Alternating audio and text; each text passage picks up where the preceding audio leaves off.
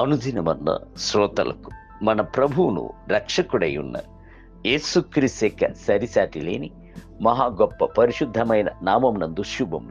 నేడు 2025 సంవత్సరము నవంబర్ మాసము 1వ తారీఖు శనివారం నాటి ధ్యానాంశము. నిన్ను బట్టి.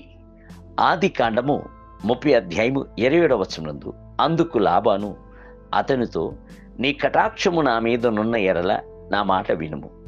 నిన్ను బట్టి యెహోవా నన్ను ఆశీర్వదించినని శకునము చూచి తెలుసుకొంటిని. కొందరిని బట్టి మనము ఆశీర్వదింపబడి ఉన్నాం. యాకోబును బట్టియే ఆశీర్వదింపబడెను అని లాబాను మనసారా మాట్లాడటను కొద్దిగా ఆలోచించి చూడుడి. ప్రభు యొక్క ఆశీర్వాదము యాకోబుతో ఉండినందున యాకోబు ఎక్కడికంతా వెళ్ళెనో అక్కడంతా ఆయన చుట్టూతా ఉన్న ప్రజలు ఆశీర్వదింపబడిరి. యాకోబును చూడుడి. యాకోబును బట్టి అతని యొక్క కుటుంబము అంతయును ఆశీర్వదింపబడుతో పాటు ఆయన ఎక్కడికంతా వెళ్ళెనో అక్కడంతా ఆయన చూచినది ఆశీర్వాదమే. బైబిల్ గ్రంథము సెలవిచ్చుచున్నది, అతడు తన ఇంటి మీదను తనకు కలిగినంతటి మీదను యోసేపును విచారణకర్తగా నియమించిన కాలము మొదలుకొని యెహోవా యోసేపు నిమిత్తము ఆ ఐగుప్తుని ఇంటిని ఆశీర్వదించెను. యెహోవా ఆశీర్వాదము ఇంటిలోనేమి పొలంలోనేమి అతని కలిగిన సమస్తం మీదను ఉండెను. ఆదికాండం 39 అధ్యాయము 5వ వచనం.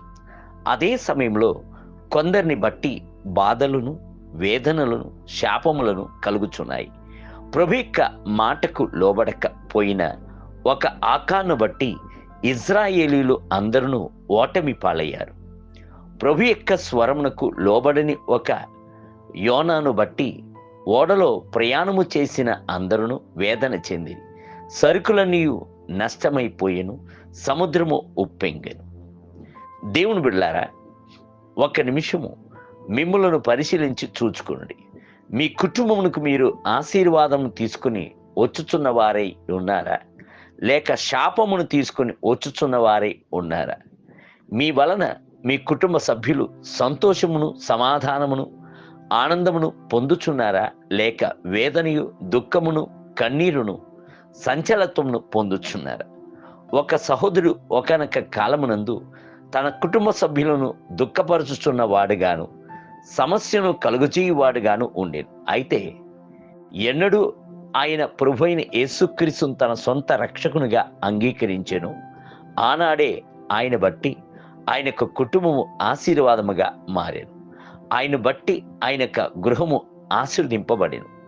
ఎన్నడైతే ఆయన ప్రభు యొక్క పరిచయను చేయుటకు ముందుకు వచ్చెనో అందును బట్టి అప్పుడే వేవేల కొలది కుటుంబములు ఆశీర్వదింపబడెను. ప్రభు అబ్రహామును పిలిచినప్పుడు ఆయన బట్టి లోకమే ఆశీర్వదింపబడును అని సంగతి వాగ్దానము చేశాను. ప్రభు సెలవిచ్చుచున్నాడు, నిన్ను ఆశీర్వదించు వారిని ఆశీర్వదించేదను, నిన్ను దూషించు వారిని శపించేదను. భూమి యొక్క సమస్త వంశములు నీ యందు ఆశీర్వదింపబడను. ఆదికాండము 12వ అధ్యాయము 3వ వచనం. అదే విధముగా యేసుక్రీస్తుని బట్టి తండ్రైన దేవుడు మన అందరినీ ఆశీర్వదించుటకు సంకల్పించెను. ఆయనను బట్టి పరలోక సంబంధమైన సమస్త ఆశీర్వాదములను, ఆత్మ సంబంధమైన సమస్త ఆశీర్వాదములను, నిత్యమునకు సంబంధించిన సమస్త ఆశీర్వాదములను మనము పొందుకొనుచున్నాం. నేటి ధ్యానమునకై తన సొంత కుమారుని అనుగ్రహించుటకు వెనుక తీయక మన అందరి కొరకు ఆయనను అప్పగించిన వాడు ఆయనతో పాటు సమస్తమును మనకెందుకు అనుగ్రహింపడు?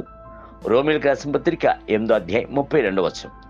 నేటి వేద పఠనము ఉదయము ఇర్మియా గ్రంథము 24, 25 మరియు 26 అధ్యాయములు. సాయంత్రము తితుకు రాసిన పత్రిక 2వ అధ్యాయము. ప్రభు మిమ్ములను దీవించునుగాక. ఆమేన్.